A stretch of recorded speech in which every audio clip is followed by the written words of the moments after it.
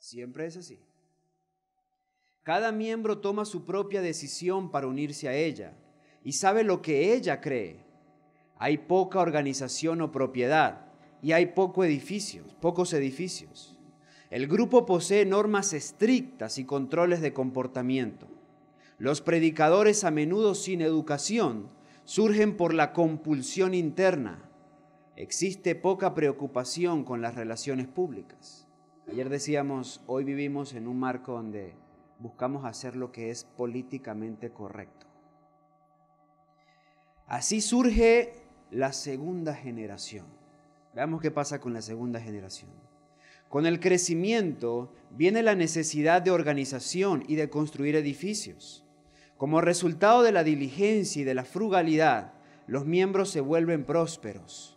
A medida que la prosperidad aumenta, comienza a disminuir la persecución. Los hijos que nacen en el movimiento no necesitan tomar decisiones personales para adherirse a ella, ¿es verdad? Ellos no necesitan necesariamente saber lo que creen, no necesitan establecer sus propias posiciones. Estas ya han sido establecidas para ellos. Los predicadores surgen más por selección y por aprendizaje de los obreros más antiguos que por una compulsión interna directa. Sigue la carta del pastor Pearson diciendo: en la tercera generación se desarrolla la organización y son establecidas las instituciones.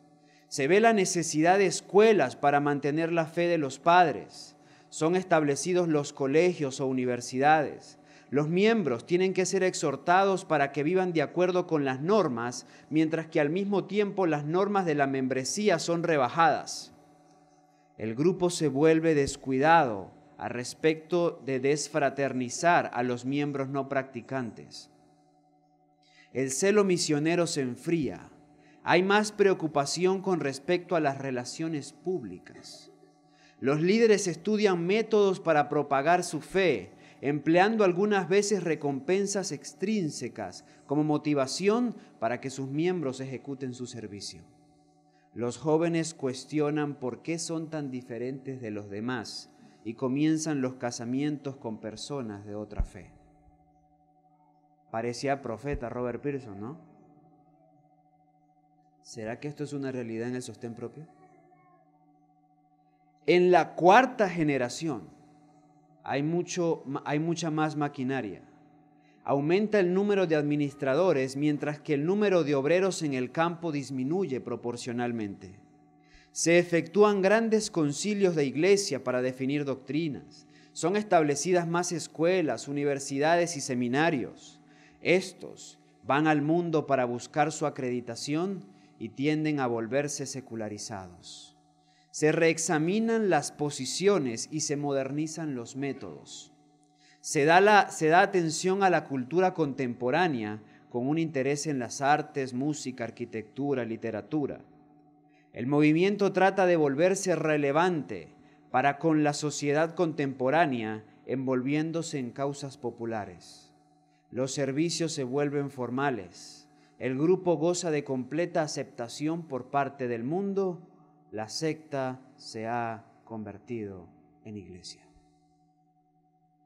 Hermanos y hermanas, cita el pastor Pearson, esto jamás debería acontecerle a la iglesia adventista del séptimo día. Esta no es una iglesia más, es la iglesia de Dios.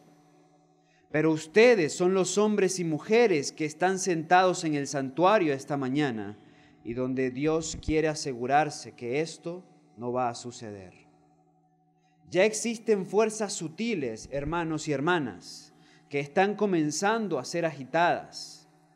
Desafortunadamente, existen aquellos en la iglesia que menosprecian la inspiración de la Biblia, que desprecian los primeros 11 capítulos del Génesis, que cuestionan la corta cronología de la tierra, del espíritu de profecía y que sutilmente, y a veces no tan sutilmente, atacan el espíritu de profecía. Existen algunos que apuntan a los reformadores y a los teólogos contemporáneos como fuente y norma para las doctrinas adventistas del séptimo día. Aquellos que supuestamente están cansados con las repetitivas frases del adventismo. Existen aquellos que quisieran olvidar las normas de la iglesia que nosotros amamos. Existen aquellos que condicionan y que cortejan el favor de los evangélicos, aquellos que le quitarían el manto a una determinada persona y aquellos que caminarían en el mundo secular y material. Compañeros líderes, amados hermanos y hermanas, no permitan que esto suceda. Les hago un llamado sincero esta mañana. No permitan que esto suceda. Apelo a la Universidad de Andrew, al seminario, a los anglicanos del séptimo día, a la Universidad de Loma Linda. No permitan que eso suceda. No somos anglicanos del séptimo día. No somos luteranos del séptimo día. Somos adventistas del séptimo día.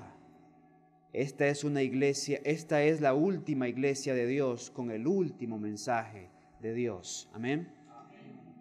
Hermanos, yo quisiera redireccionar esta carta. Apelo a los hermanos del Sostén Propio en Santander, apelo a las Delicias, apelo al Sostén Propio en Sudamérica. No somos anglicanos, no somos luteranos, no somos evangélicos. No permitamos que esto suceda entre nosotros. Conservemos la verdad pura tal cual es en la palabra y clamemos a Dios por amor a la verdad. Ustedes son los hombres y mujeres, los líderes, a quienes Dios está llamando para mantener la iglesia adventista del séptimo día como iglesia remanente, la iglesia que Dios ha destinado para triunfar. Luego cita a la profeta diciendo: la sierva del Señor dice, tremendos peligros aguardan a los que tienen responsabilidades en la obra del Señor. Peligros que me hacen temblar cuando pienso en ellos. Cuando la profeta veía a los líderes y cuando el Señor hoy ve a los líderes, según la profeta temblaba por los peligros que afrontamos. Y en Ezequiel 22:30 leemos: busqué entre ellos algún hombre que reconstruyera un muro y se pusiera en la brecha ante mí a favor de la tierra para que yo no lo destruyera, y no lo hallé. Continúa el pastor Pearson diciendo: creo que esta mañana, compañeros líderes, Dios está buscando hombres y mujeres, líderes intrépidos, hombres y mujeres que amen la iglesia de Dios y la verdad de Dios más de lo que aman sus vidas, como para ver que esta iglesia, bajo la guía de Dios, se encamina hacia el reino. La tarea que está delante de nosotros no va a ser fácil. Si yo entiendo la Biblia y el espíritu de profecía correctamente esta mañana, delante de nosotros hay un tiempo de angustia, un tiempo de desafío tal que ni la iglesia ni el mundo han conocido antes.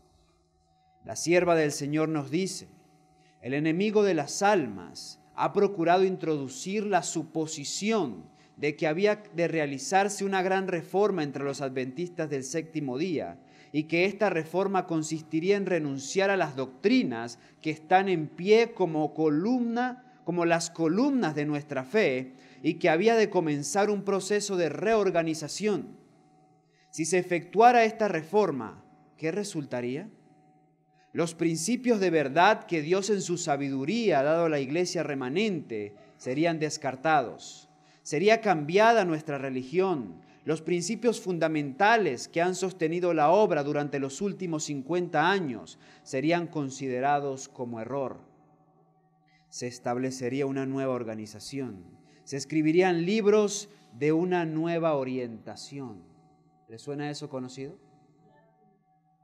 Se introduciría un sistema de filosofía intelectual. Yo quisiera ver a los libros de los pastores actuales sean basados en las Escrituras y en la revelación. Cuando un ministro toma las Escrituras y la revelación como base, para mí eso es sólido. Cuando comienzan a filosofar, tenemos problemas. Los fundadores de ese sistema irían a las ciudades y harían una obra maravillosa. Por supuesto, se tendría poco en cuenta el sábado, y también al Dios que lo creó. No se permitiría que nada se interpusiera en el camino del nuevo movimiento. Los dirigentes enseñarían que la virtud es mejor que el vicio, pero habiendo puesto de lado a Dios, resolverían depender del poder humano que no tiene valor sin Dios. La Iglesia Adventista del Séptimo Día tuvo su alfa hace algunos años atrás, dice el pastor Pearson. Ustedes y yo somos los líderes que enfrentaremos la omega, que tendrá el mismo origen diabólico y sutil. Su efecto será más devastador que la alfa. Hermanos, les ruego, estudien, conozcan lo que está adelante y entonces con la ayuda de Dios prepárense y preparen al pueblo para enfrentarla. Vuelve a citar a la profeta en la Review and Herald 6 de diciembre de 1892. Dios llama a hombres que estén preparados para enfrentar las emergencias. Hombres que en una crisis no se encuentren en el lado errado. Estamos delante del gran conflicto y este no es tiempo para compromisos. No es tiempo para esconder nuestros colores.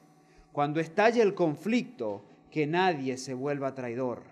No es tiempo de deponer ni ocultar nuestras almas y darle a Satanás la ventaja en la guerra. ¿Es tiempo de esconder nuestros colores? ¿Es tiempo de esconder nuestra bandera? ¿Es tiempo de ser políticamente correcto? ¿O es tiempo de proclamar la verdad tal como es en las Escrituras? Entonces, les llamo la atención a una visión que tuvo la sierva del Señor, donde ella vio un barco que iba a chocar contra un témpano.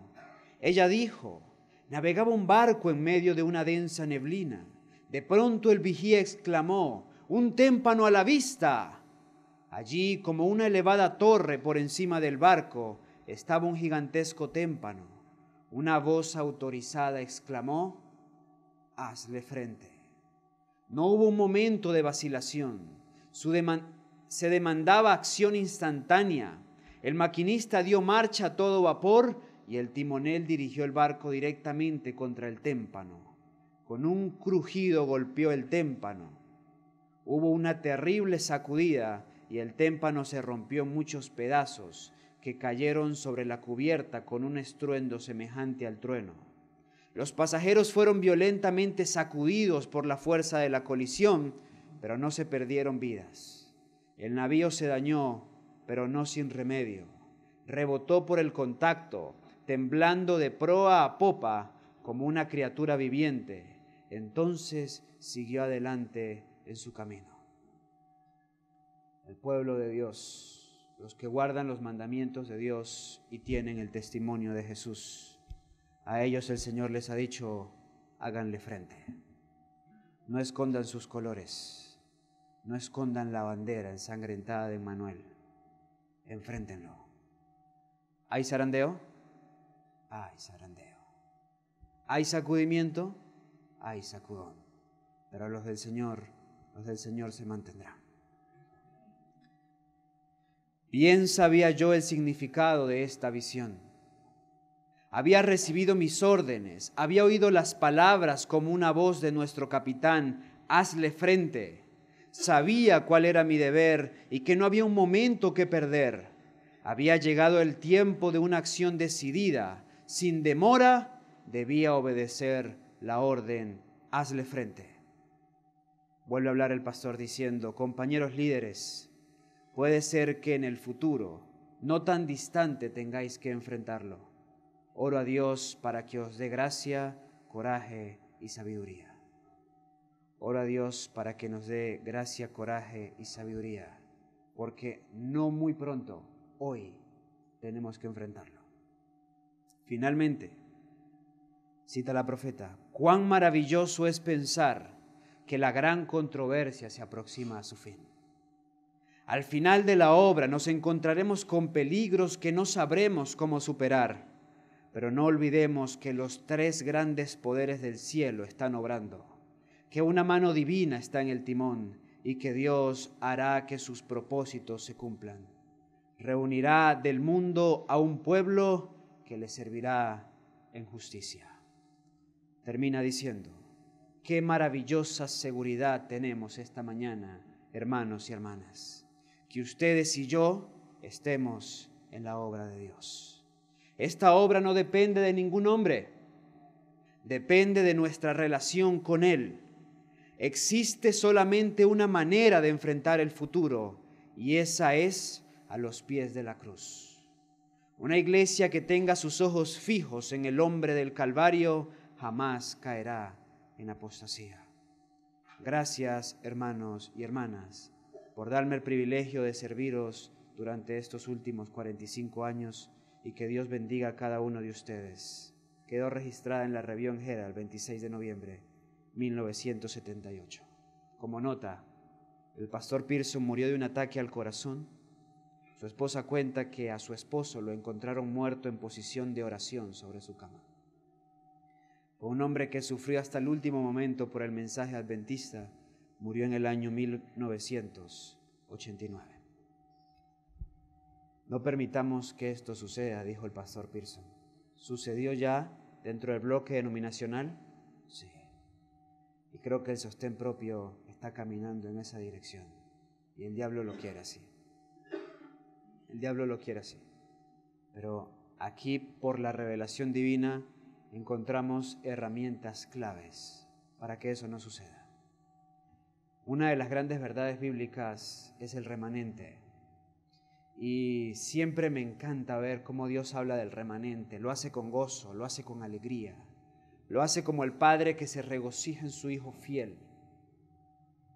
Por esa razón, desde que entendí esa verdad, le digo, Señor, yo quiero ser parte de ese remanente.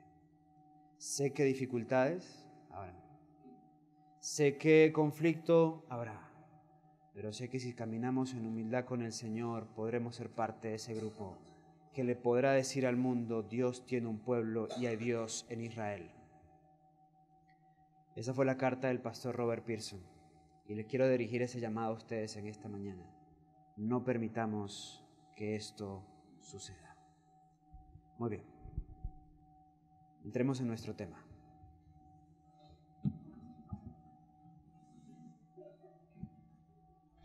En la mitología griega, nosotros encontramos varias historias. Voy a tomar una como base en esta mañana, pero no se asusten, yo no creo en la mitología griega. Solo la voy a tomar para sacar una figura de allí. ¿Cuántos de ustedes alguna vez leyeron los libros de Homero, el gran escritor griego? ¿Alguien lo leyó? Muy bien. Yo también, por lo menos leí la Ilíada, también existe la Odisea. Bueno, Homero es una gran referencia dentro de la literatura. Creo que muchos cuando estábamos en secundaria nos mandaban a leer algún libro de Homero.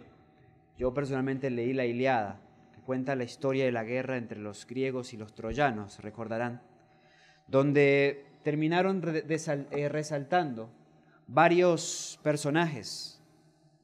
Para los romanos, la figura del príncipe troyano Héctor brilló, resaltó, fue tomado como ilustre de sus batallas y ejército. Para los románticos, la historia de Helena y París, pues quedó entablada. Y para muchos otros, la historia de Aquiles. ¿Se acuerdan de Aquiles, verdad? Supuestamente Aquiles, según la mitología griega, era hijo de Tetis y de Poleo. Y para que Aquiles pudiera ser inmortal, y miren las figuras que voy a tomar, para que Aquiles pudiera ser inmortal, debía ser sumergido en el río Estige. Si era sumergido en el río Estige, entonces Aquiles podía ser inmortal, pero su madre no debía perder contacto con él. Así que su madre lo introduce en el río, pero hay una parte que ella no puede introducir porque lo tiene sujeto. Según la mitología griega, ¿esa parte era cuál? Entonces Aquiles, el resto de su cuerpo terminó siendo inmortal, pero tenía una parte que era mortal. ¿Qué parte era? El talón de Aquiles. Fue la parte que Tetis no pudo sumergir en el río. Entonces, según la mitología, por esa razón, quedó siendo la única parte mortal de Aquiles, la única parte por donde él podía morir. La historia nos dice que cuando entró el famoso caballo a Troya, y hubo la guerra, el conflicto aquella noche, en medio de la destrucción de la ciudad de Troya, el príncipe Paris disparó una flecha envenenada y justo le dio en el talón a Aquiles, que esa noche murió. Desde entonces, en el mundo, en cualquier término, en cualquier plano, cuando hablamos del punto débil de alguien, le decimos el talón de Aquiles. Voy a tomar esta figura para hablar de la victoria sobre el pecado. Cuando en el mundo se habla ahora del punto débil de alguien, se le dice, ese es. Oficialmente la expresión el talón de Aquiles es una expresión que se emplea para referirse al punto flaco o débil de una persona o cosa. Demos ejemplos. Es un hombre trabajador, honesto y responsable, pero su talón de Aquiles es la bebida. Tiene voluntad, está siempre presto, pero no tiene tacto. Es muy buen hermano, pero sus hijos no tienen reverencia en el templo. Para algunos el talón de Aquiles son los hijos, la familia, en fin. ¿Me entienden, verdad? Es una persona íntegra, aseada, pulcra, industrial, pero tiene un problema con el músculo gloso muy serio. Le gusta hablar de más. ¿Conocen esos casos, no? Y bueno, como me decían los jóvenes en el taller, algunos tienen talón de Aquiles, otros no solamente tienen talón, tienen rodilla, tienen manos, tienen muchas cosas más. Bien, tomemos como figura algunos elementos bíblicos, algunos personajes bíblicos, para hablar de esto, para ilustrarlo primeramente en las Escrituras y luego ir a la revelación. Reflexionemos en ello. Sansón. A ver, jóvenes, ustedes ya no pueden participar, están inhabilitados. Sansón. Háblenme de las virtudes de Sansón. Tenía una gran fuerza física, muy bien. Era valiente, intrépido, ¿perdón? Había sido elegido por Dios, decidido, muy bien, tenía cosas buenas. A ver, ¿conocía Sansón la reforma pro salud? Muy bien, la conocía, ustedes lo saben, ya lo vamos a leer. ¿Tenía padres temerosos del Señor? También los tenía, pero Sansón tenía talón de Aquiles y veremos qué pasó con él. Vamos a la historia en Jueces capítulo 13, versículo 2, pues nos dice así, 2 en adelante.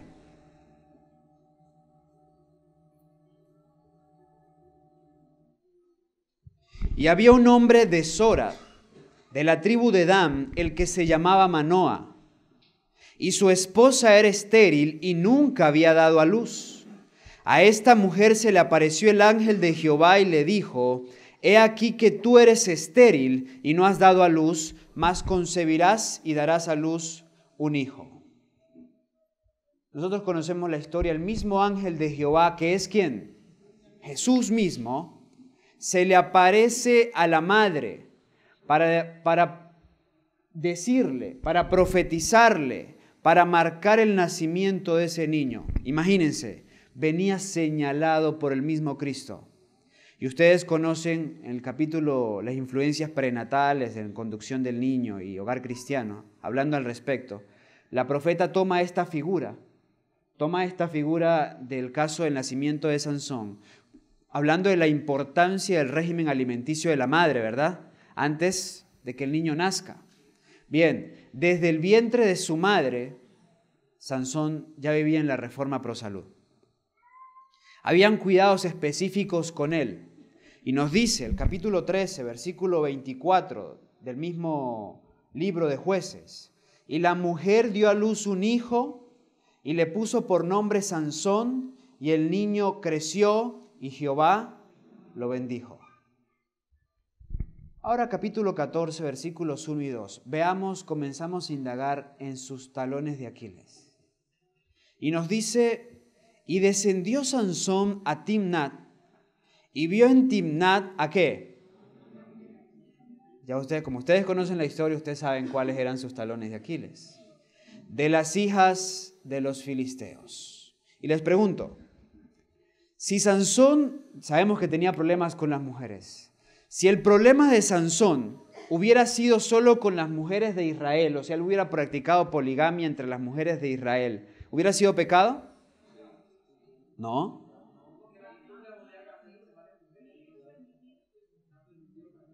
A ver, ¿cómo es esto? Y a ver, y se los tengo que decir porque en Paraguay, estaba en la ciudad de Asunción, en Luque, la ciudad de Asunción. Y estando en Paraguay, me encontré con un hombre de la cultura guaraní. Y este hombre se me acercó una vez, habíamos tenido un tema específico en cuanto a la ley de Dios, recuerdo la espiritualidad de la ley. Y hablando del mandamiento de no cometerás adulterio, pues este hombre después del tema se me acercó, me llamó aparte y me dijo, hermano, yo tengo un problema. En realidad, bueno, no era un solo problema, tenía 3 problemas. Es que el hombre estaba con 3 mujeres. Ninguna era su esposa, aunque con una ya tenía hijos. Ese tipo de cosas se ve con frecuencia ya por aquellos lados, e incluso por estos lados también. Pero lo interesante con este hombre es que él me dijo, Abraham, el padre de la fe, tuvo 3 esposas, 2 a la vez y una después cuando las otras 2 ya no estaban. Jacob, de donde deriva el nombre Israel, príncipe de Dios, tuvo 4 mujeres, 2 esposas y 2 concubinas. David, el hombre conforme al corazón de Jehová, tuvo varias esposas, ¿recuerdan? Y su hijo, bueno, eso es historia, ustedes conocen, fue un abuso. Bien, estos personajes tuvieron varias mujeres, dijo él. Y miren lo que Dios dice de ellos. Yo les dije, ¿tú crees que para ellos no era pecado? Les pregunto a ustedes. Por supuesto que era pecado. El hecho de que fuera costumbre entre ellos no significa que fuera legal delante de los ojos de Dios. ¿Ok? Algo es común. Una cosa es lo que es común. Otra cosa es lo que es correcto, normal. Hoy en día es común que usted va por la calle y ve 2 hombres besarse, ¿o no? ¿Pero es correcto? Eso, ¿podemos decir que el homosexualismo ya es costumbre? Y si usted lo ve, ese es el pan nuestro de todos los días en las ciudades. Usted lo puede ver. ¿Pero significa eso que es legal? ¿Que es correcto? No. El hecho de que estos hombres participaran de ese pecado no significa, participaban de la poligamia, no significa que era visto bien delante de Dios. Podemos mirar las consecuencias. Hoy podemos mirar al Medio Oriente y vamos a ver la consecuencia de la falta de fe de Abraham en cuanto al mandato de Dios y haberse unido a Agar. Si miramos a Palestina, vemos a los hijos de Ismael matarse día tras día con los hijos de Isaac. ¿O no es así? Cuando vemos la vida en el hogar de Jacob, ¿vemos las consecuencias? Cuando vemos lo que terminó pasando en el pueblo de Israel y en la misma familia de David, ¿vemos las consecuencias? De eso hablaba con este hombre. Por supuesto que si Sansón se juntaba con mujeres distintas del mismo pueblo, era pecado, iban a haber consecuencias. Pero para agrandar aún los males, a Sansón le gustaban las filisteas. Para hacer más grandes los males, a Sansón le gustaban las filisteas. Y dice el versículo 2, y subió y lo declaró a su padre y a su madre diciendo, yo he visto en Timnat a una mujer de las hijas de los filisteos. Id ahora, pues, tomádmela por esposa. Su padre le respondió, su padre y su madre le dijeron, no hay mujer entre las hijas de tus hermanos, ni en todo nuestro pueblo, para que vayas tú a tomar esposa de los filisteos incircuncisos. Y Sansón respondió a su padre, tómala para mí, porque ella ha agradado a mis ojos.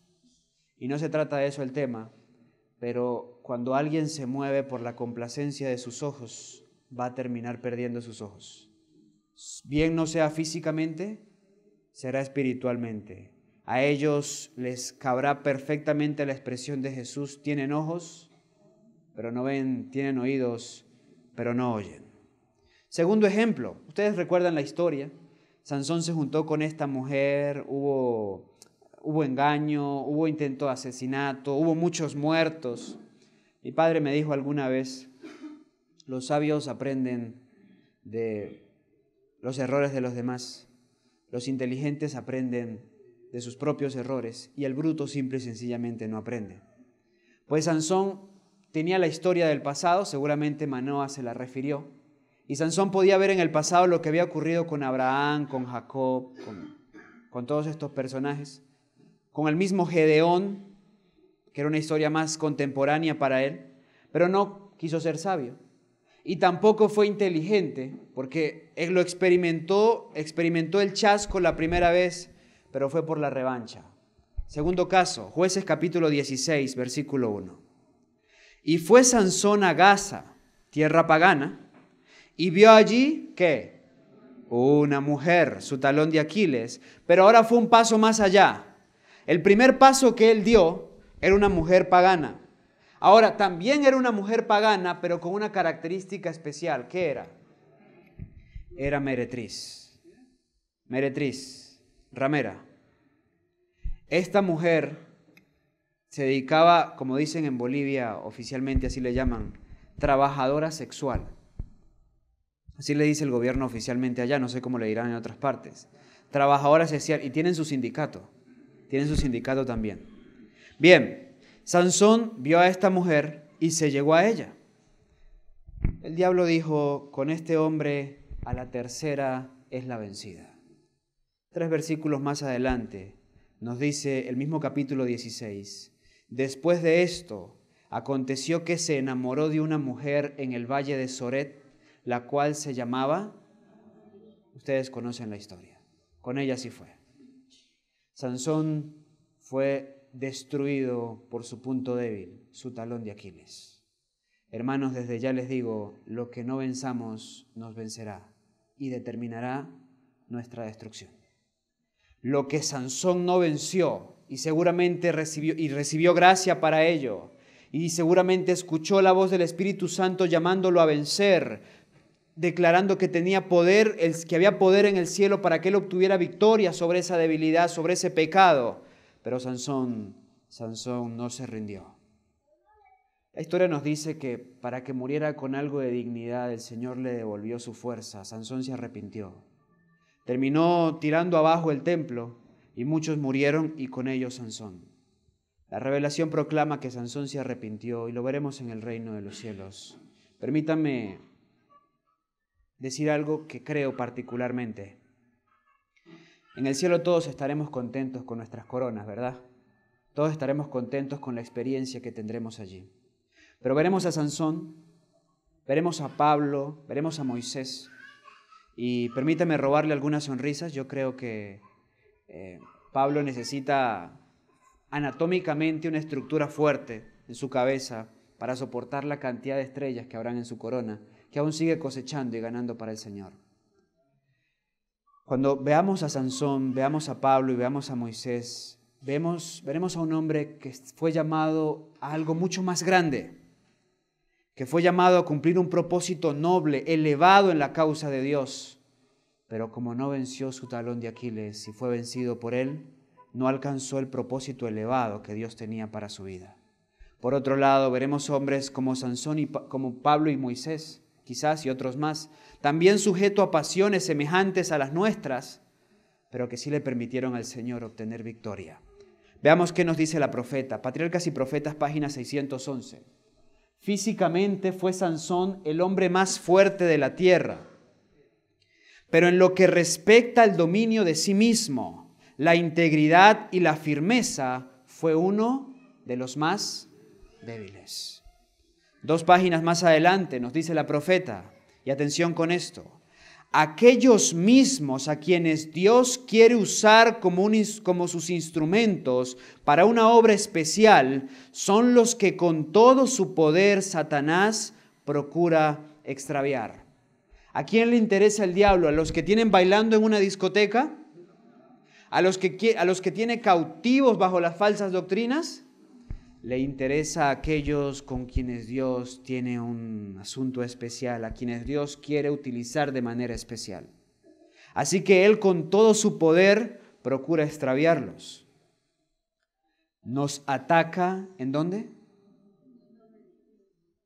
Cópienme la figura. Nos ataca en nuestros talones de Aquiles. Nos ataca en nuestros puntos débiles. Pregunto, ¿es el diablo omnipresente? Ninguna criatura es omnipresente, ¿verdad? Ustedes les decía a los jóvenes, ustedes cuando tienen las referencias del mundo protestante, del mundo evangélico, pues ellos van caminando y y se les cae el lápiz y el diablo, te reprendo, Satanás. ¿Se acuerdan? Y ellos le echan la culpa a Satanás de todo y en todo. Y yo no es que quiera justificarlo, ni mucho menos, pero la verdad es que él no está en todas partes. Eso sí, él tiene sus demonios asignados para cada uno. Satanás se preocupa personalmente de aquellos que se convierten en una piedra de zapato en su obra. La historia nos dice que Martín Lutero, historia no revelada, por lo menos yo no la he leído en revelación, mientras traducía la Biblia del griego original al alemán, se le apareció el diablo en persona. ¿Se acuerdan? Y Martín Lutero, fiel a su temperamento, tomó el tintero y se la tiró allá en el castillo, en dicho castillo, si mal no recuerdo, en Warburg, Alemania. Aún preservan esa pared donde dicen que Lutero estrelló el tintero. Ustedes recuerdan que más de una ocasión, especialmente cuando la profeta escribía Spiritual Gift, el diablo intentó matarla. Y cuando escribía The Great Controversy en 1886, igual lo intentó. ¿Por qué razón? Porque eran una piedra en el zapato para su obra. Ayer me lo preguntaron. Sí, el libro que el diablo más odia es La Gran Controversia, porque es el libro que lo desnuda. Toda la revelación la odia, para él toda la revelación le preocupa, pero La Gran Controversia de manera especial porque es el libro que le abre los ojos al cristianismo en este tiempo. Nos ataca en nuestros puntos débiles. ¿Por qué Satanás a José le presentó una mujer desnuda? ¿Por qué esa gran prueba para José era una mujer desnuda? ¿Se acuerdan? La esposa de Potifar. ¿Por qué? Bueno, la Biblia no nos dice exactamente qué era su punto débil, pero yo voy a tomar un principio, primero que lo hallamos en la ley de Dios. Segundo mandamiento nos dice, hasta la tercera y cuarta generación de los que me aborrecen. Bien, la epigenética hoy habla de cómo trascienden los genes de los padres sobre los hijos y consecutivamente. Y dice que de manera especial el hijo siente la influencia de su ascendencia 3 y 4 generaciones atrás. La ciencia lo que hace es corroborar lo que las escrituras señalan. Por eso sabemos que si mi abuelo tuvo diabetes, yo tengo tendencia a la diabetes, ¿verdad? Si en mi familia hay tradición, vamos a llamarlo así, con problemas cardíacos, yo tendré esa tendencia en lo físico, pero no solo en lo físico, también en lo espiritual. Y veámoslo con la familia de José. Abraham, ¿cuáles eran sus problemas? ¿Cuáles eran los problemas de Abraham? Ok, la mentira. ¿La repitió su hijo? ¿La multiplicó su nieto? Bien, ¿qué otro problema tuvo Abraham? Las mujeres. Y él tuvo 2 esposas a la vez. ¿Cuántas tuvo su nieto? ¿Y será que los hermanos de José, los hijos de Jacob, también tenían problemas con las mujeres? Oh, nos dice las Escrituras que su hijo mayor Rubén se acostó con una de las esposas, de las concubinas de su padre. Y que Judá se acostó con su nuera, ¿se acuerdan? Pensando que era una ramera para agrandar aún los males. Porque se vistió como una ramera. ¿Había problemas en la familia con ese tema? Sabía el diablo dónde debía atacar a José. ¿Por qué a Daniel no lo atacó con mujeres, sino con la otra gran pasión de los hombres, la comida?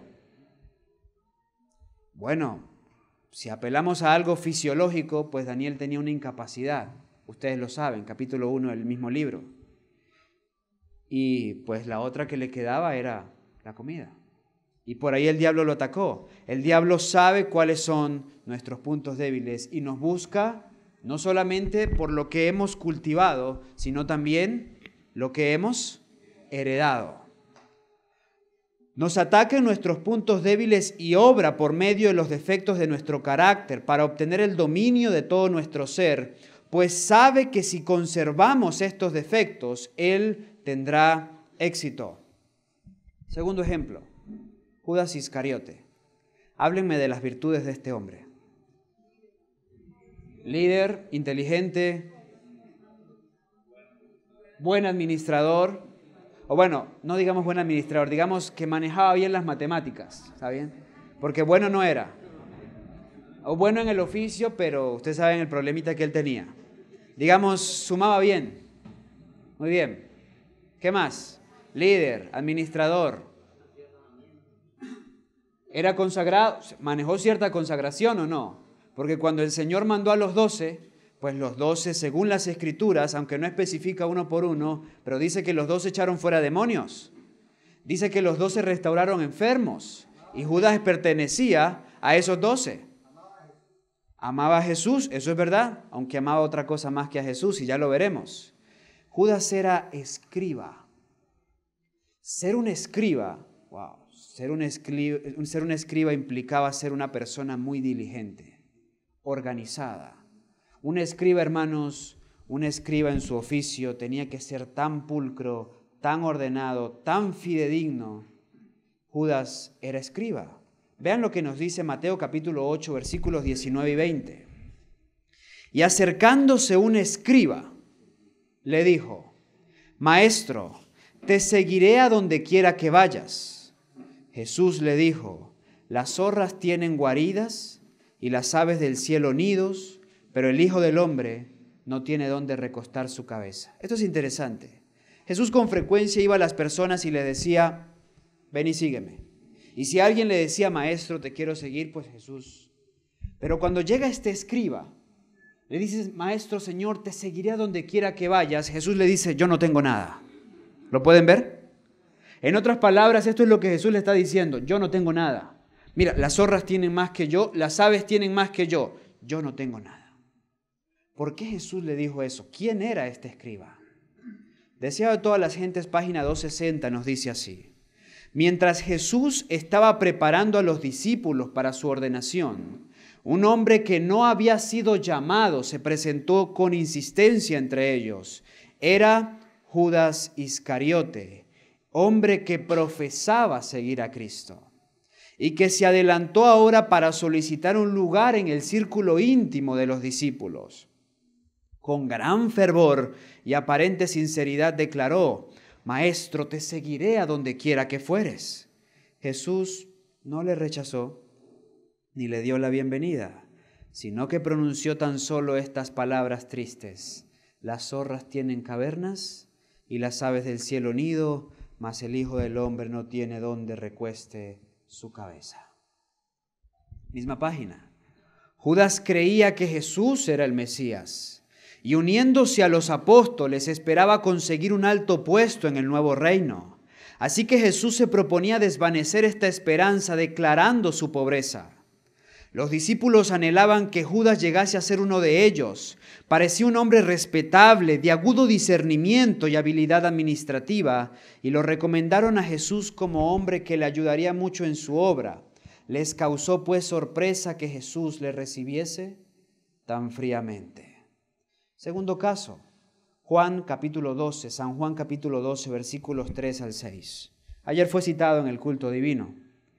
Entonces María tomó una libra, el viernes, fue citado en el tema de la noche. Tomó una libra de perfume de nardo puro, de mucho precio, y ungió los pies de Jesús y se los enjugó con sus cabellos, y la casa se llenó de mucho olor. Y dijo uno de sus discípulos, Judas Iscariote, hijo de Simón, el que le iba a entregar: ¿por qué no se ha vendido este perfume por 300 denarios para dárselo a los pobres? Bien dijo el pastor, a Judas por lo menos debemos agradecerle que gracias a él sabemos el costo del perfume, ¿verdad? 300 denarios, ciertamente el salario de un año, omitiendo 60 días que se van entre fiestas solemnes y sábados. Pero dijo esto, dice San Juan, no porque le importasen los pobres, sino porque era ladrón y tenía la bolsa y sustraía de lo que se echaba en ella. Judas tenía un talón de Aquiles. ¿Eran las mujeres? Era el dinero, la codicia. Tercer ejemplo, como no lo venció a él. San Mateo 26, versículos 14 al 16. Entonces uno de los 12, que se llamaba Judas Iscariote, fue a los principales sacerdotes y les dijo: ¿qué me queréis dar y yo os lo entregaré?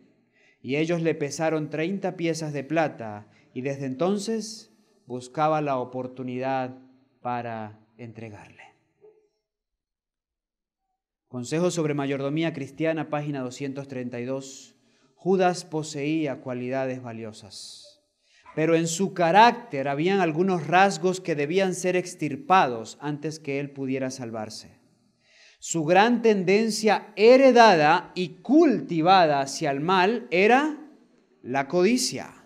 Y esta, mediante la práctica, se convirtió en un hábito que él hizo intervenir en todas sus transacciones. Sus hábitos de economía promovieron en él un espíritu tacaño, y este se convirtió en una trampa fatal.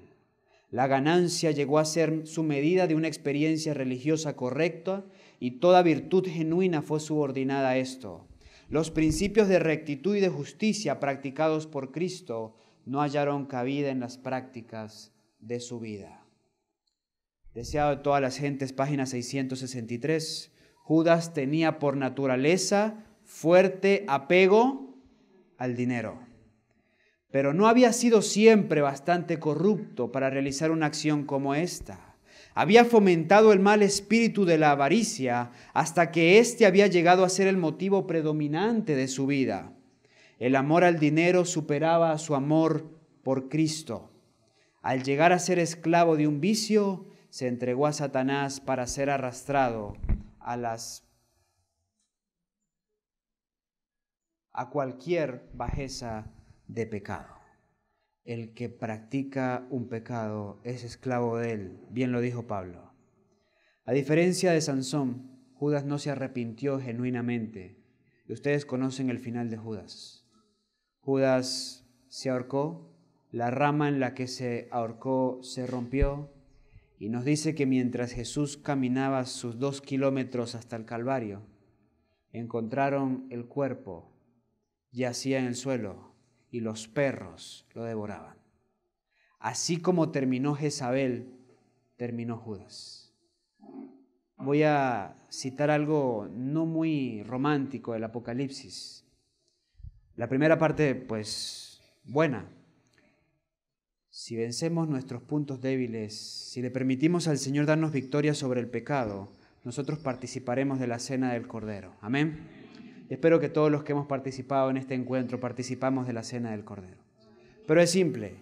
O comes la cena del Cordero, donde por cierto comeremos frutas y gran variedad de alimentos provistos por el Señor, o serás la cena de las aves carroñeras, dice Apocalipsis.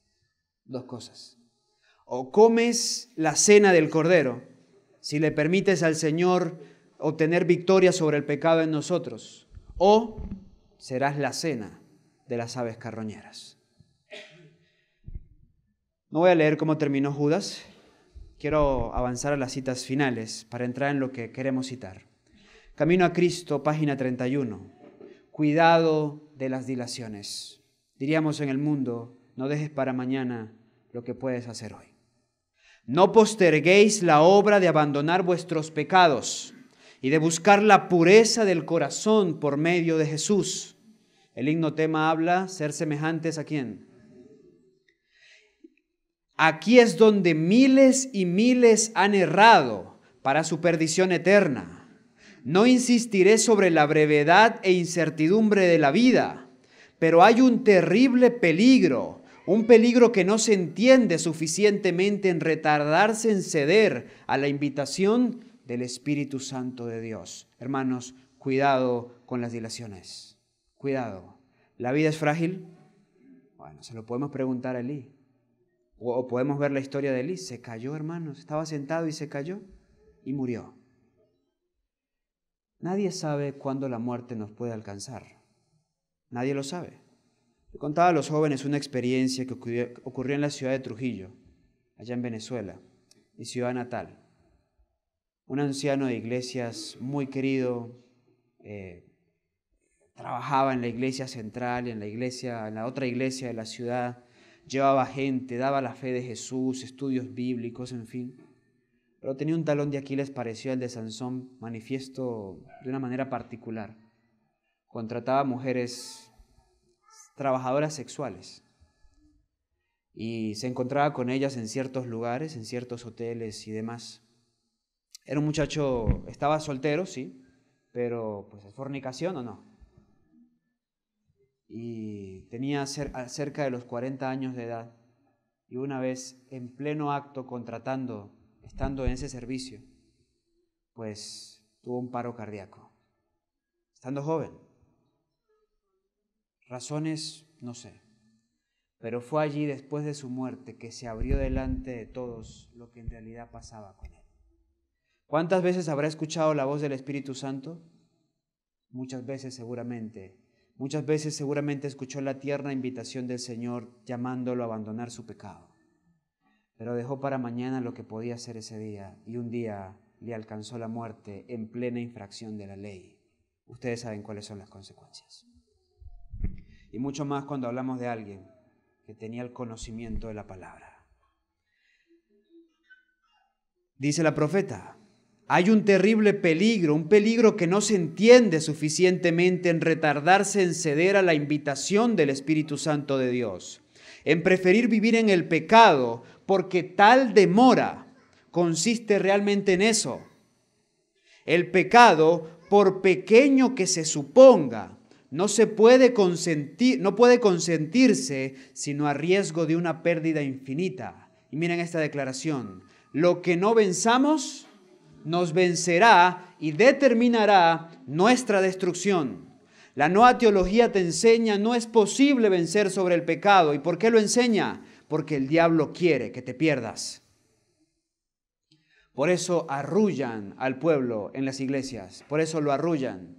Y el pueblo va a la iglesia para ser arrullado, para que los consientan en sus pecados y los acaricien en su zona de confort. El mensaje de Dios es distinto. Maneja un equilibrio distinto. La nueva teología promueve esto porque quiere que te quedes como estás, tranquilo, porque sabe que si no desarrollamos la semejanza con Cristo, estamos perdidos. Lo que no venzamos, nos vencerá. El pueblo de Israel, para darles una ilustración práctica, cuando salió de Egipto, el Señor le dijo, ¿ves a esos pueblos que están en Canaán? Ya tienen 430 años de gracia, les dijo el Señor, y se les acabó. No tienen vuelta atrás. El jebuseo, el cananeo, el moabita, el amonita, ahí están todos ellos. Destrúyelos, dijo el Señor. ¿Se acuerdan? Y algunos por esas expresiones dicen que el Dios del Antiguo Testamento era diferente y el del Nuevo Testamento pues es otro, es el mismo.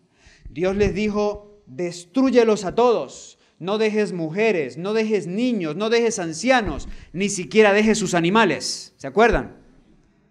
Mientras Josué estaba a la cabeza, ¿lo hicieron? Sí, lo hicieron.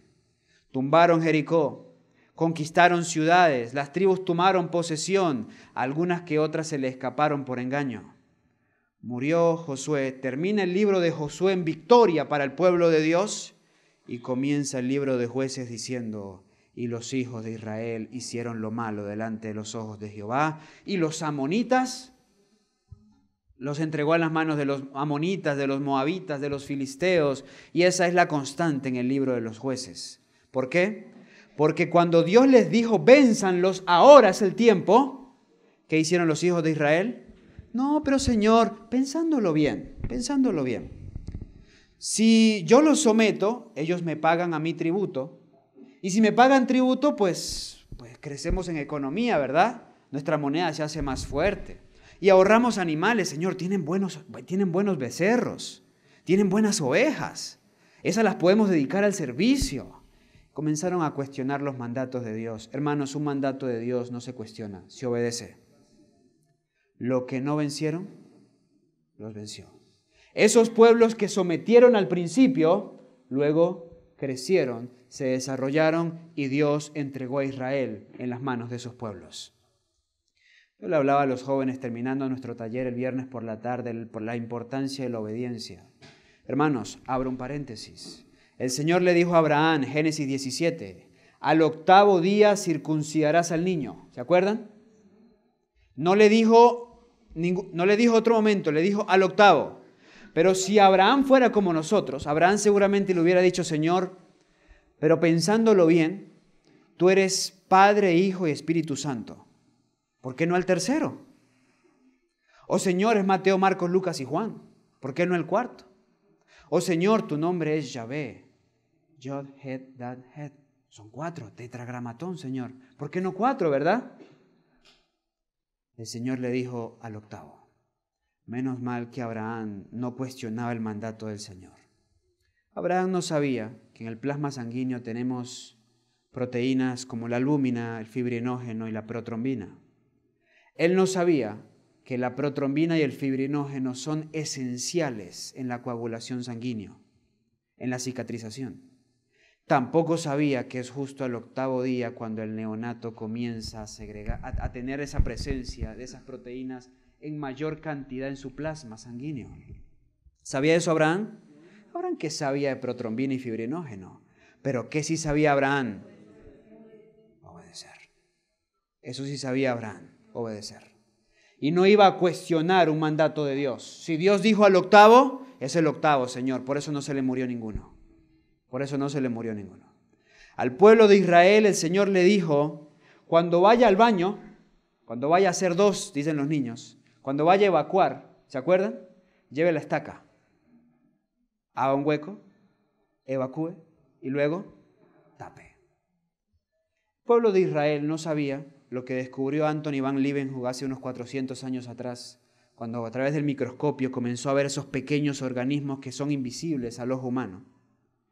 Y por ello se desarrolla luego la visión de los virus y de las bacterias. El pueblo judío no sabía de salmonela, ni de streptococo, ni de helicobacter, ni de estafilococo, ni de hepatotrofos. El pueblo de Israel no sabía nada de ello, pero aprendieron por el chasco y las experiencias a obedecer, ¿verdad? Por eso mientras en la Edad Media pueblos enteros desaparecían por pestes que eran propagadas por la materia fecal, porque en Europa lamentablemente para aquellos días no había tanta higiene, y según los historiadores, los franceses, los alemanes, hacían en cualquier parte, de cualquier forma, y ahí lo dejaban, eran las vías de contagio, fecal oral. El pueblo judío había aprendido que no era así, que tenía que llevar la estaca y tenía que sepultarlo. Por esa razón, el pueblo judío sufrió mucho en las persecuciones, en los grandes genocidios que hicieron con ellos, en el holocausto y demás, pero el pueblo judío por esas pestes no pereció. ¿Por qué?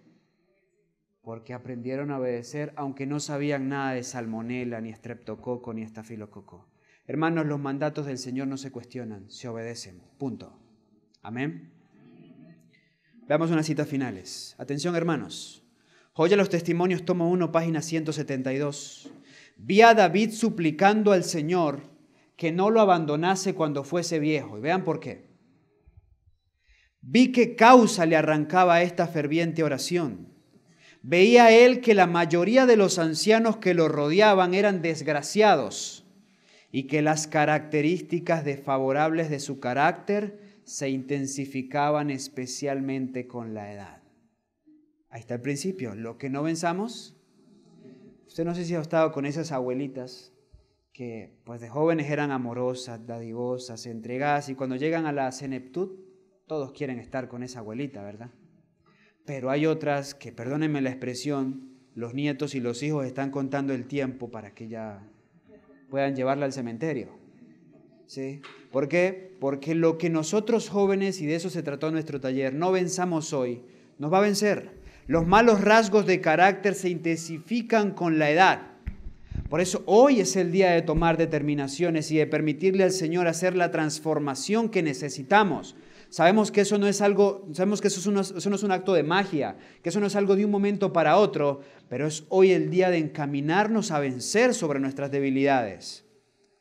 A fin de conocerle, 22 de julio dice, decidid que no os airaréis, que no seréis autosuficientes, que no obraréis apresuradamente ni seréis dominantes. Si este es vuestro punto débil, cuidad de este punto como se cuidaría de un miembro fracturado. Clave para vencer. Primero, reconocerlo. Reconocerlo. Muéstrame, oh Dios, lo que yo no veo, dijo David. Muy sabio. Y en el Salmo 139, examíname, oh Dios, y conoce mi corazón, pruébeme y entiende mis pensamientos, y ve si hay en mí camino de maldad. Si hay camino de maldad, dice la profeta, velen, cuiden de ese punto débil como cuidarían de un miembro fracturado. Dijo Jesús, en otras palabras, si el ojo derecho te molesta, sáquelo. Mejor es entrar tuerto en el reino de Dios que perderse con los dos. Y si su mano derecha le molesta, córtala, porque mejor es entrar sin una mano al reino de Dios que perderte con las dos. En otras palabras, hermanos, si Laureano se da cuenta, Laureano tiene el problema de hablar mal de la gente. Estoy dando un ejemplo y lo cito a él. Tiene el problema de hablar mal de la gente. Y Carlos lo tiene. Y Laureano sabe que cada vez que se junta con Carlos, hacen desastres con la lengua.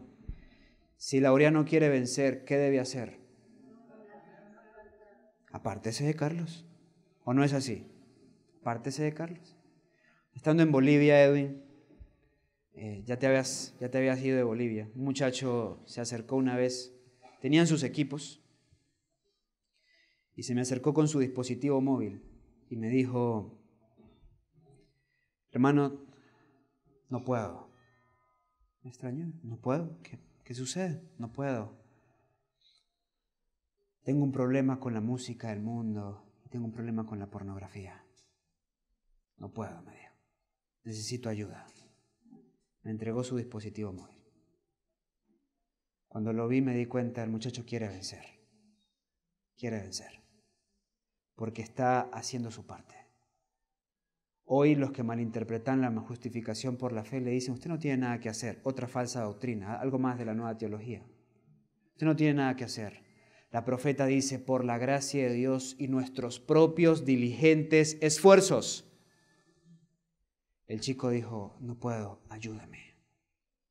Comenzamos a orar, comenzamos a trabajar específicamente con él. Ya no tenía su dispositivo. El primer paso que le dije, bueno, aunque le duela, aquí está el dispositivo, borre lo que tiene que borrar, lo que usted sabe que le hace daño. Parece mentira, pero hasta cuando uno se hace esclavo de un vicio, hasta tocar un móvil donde dice delete, hasta tocar el móvil donde dice eliminar, es difícil. Es difícil. Y el muchacho sufrió con eso, pero lo hizo.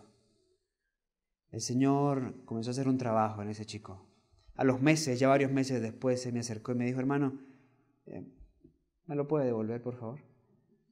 Me siento tranquilo en el Señor. Sin embargo, seguimos trabajando, seguimos orando en ese sentido. Creo que el Señor le dio victoria sobre eso. Por la gracia de Dios y nuestros propios diligentes esfuerzos. Que cada creyente se examine con detención a sí mismo para descubrir cuáles son los puntos débiles, cuáles son los talones de Aquiles. Que tenga un espíritu de humildad y ruega al Señor para recibir gracia y sabiduría. Cada uno necesita examinarse a sí mismo. ¿Y por qué tener humildad? Porque normalmente, hermanos, el Señor no nos va a mandar un ángel para que nos diga cuáles son nuestros puntos débiles. Sí te va a enviar un mensajero, pero de otro tipo que no te agrada. Quizás se me va a acercar Conchita y me va a decir, Carlos, ¿sabes qué? Te aprecio mucho, pero estoy viendo esto y esto en ti y me preocupa.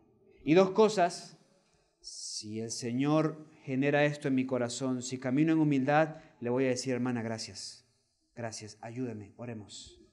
Si no es así, me voy a levantar.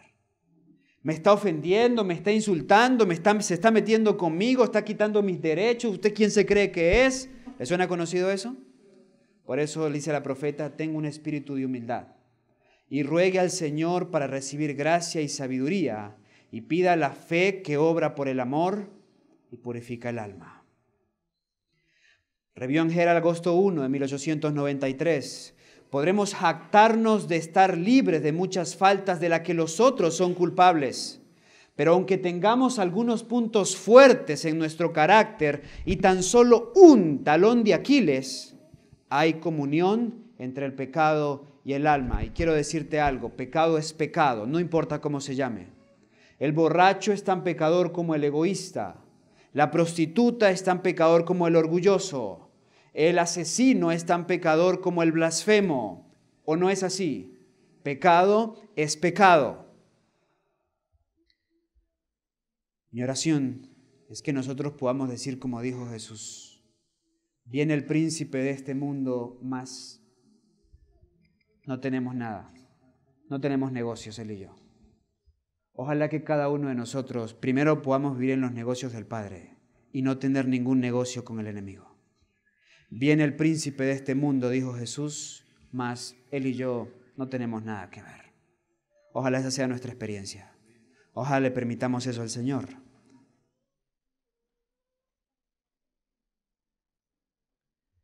Ahora, dice Conflicto de los Siglos, página 607, mientras que nuestro gran sumo sacerdote está haciendo propiciación por nosotros, debemos tratar de llegar a la perfección en Cristo.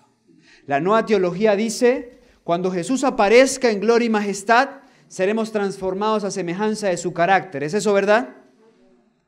La profeta en Testimonios para los Ministros dice, la lluvia temprana produce conversión, la lluvia tardía semejanza a Jesús. Es ahora, mientras que nuestro gran sumo sacerdote está haciendo propiciación por nosotros, cuando debemos tratar de llegar a la perfección en Cristo. Nuestro Salvador no pudo ser inducido a ceder a la tentación, ni siquiera en pensamiento. Satanás no pudo encontrar nada en el Hijo de Dios que le permitiese ganar la victoria. Termino con esta cita. Mensaje para los jóvenes. Página 90. Ninguna cadena es más fuerte que su eslabón más débil. Podemos considerar cierta cadena como buena en conjunto, pero si un eslabón es débil, no se puede tener confianza en ella. Amén. La tarea de vencer debe ser el tema de estudio de cada alma que entre en el reino de Dios. Hermanos, la cadena puede ser muy fuerte, pero si hay un punto débil y usted se sujeta de ella, ¿qué va a pasar? Se romperá y usted caerá. Puede que haya muchas cosas buenas en teoría en nuestro carácter, pero si hay aún pecado, hay comunión con Satanás. El Señor nos está llamando a vencer. El Señor tiene un problema y se ha propuesto con la santificación acabar con ese problema. Lo que Él más ama, nosotros lleva dentro de sí lo que Él más odia, el pecado. Por esa razón, la ecuación es simple. Saca el pecado de nosotros para poder estar con nosotros. Porque ante su presencia el pecador se consume. Dios, el Señor, quiere manifestarse, quiere aparecer, pero para hacerlo necesita sacar el pecado de cada uno de sus hijos. He ahí el Cordero de Dios que quita el pecado del mundo, dijo el apóstol, dijo San Juan. He ahí el Cordero de Dios que quita el pecado del mundo. Hoy es día de vencer. Hoy es día de tomar determinaciones. ¿Qué talón de Aquiles aún hay en nosotros? ¿Qué aún no le hemos entregado al Señor? ¿Qué impide que seamos y alcancemos la perfecta semejanza con nuestro Señor Jesucristo? En eso quiere el Señor que meditemos. Mirad que nadie os engañe. Si no vencemos, seremos vencidos y por ende perderemos el valioso don de la salvación. ¿Cuántos queremos vencer en el Señor? Vamos a colocarnos de pie.